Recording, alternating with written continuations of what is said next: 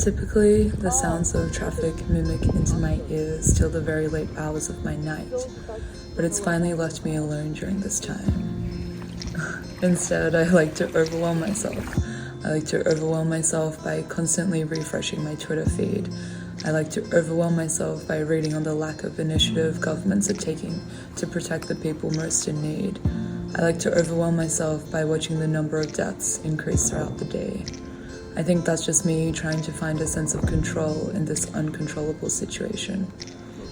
And I'm sure I'm not the first to admit that I'm struggling. I think we're all struggling in some shape or form, despite some of our privileges.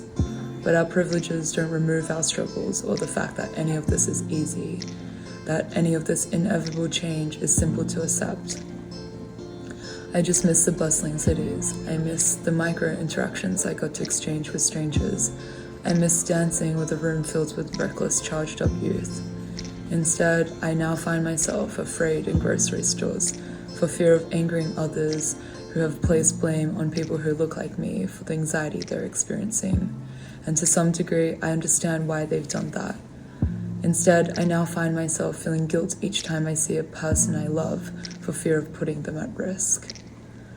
But I'm slowly starting to acknowledge that physical distance does not translate to a social one, that we can still find ways to reconnect.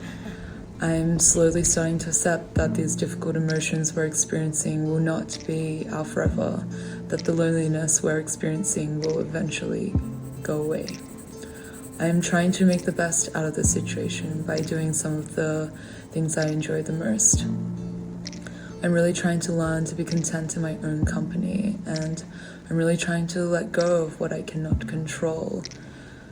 Let go and accept the current situation for the sake of my own sanity.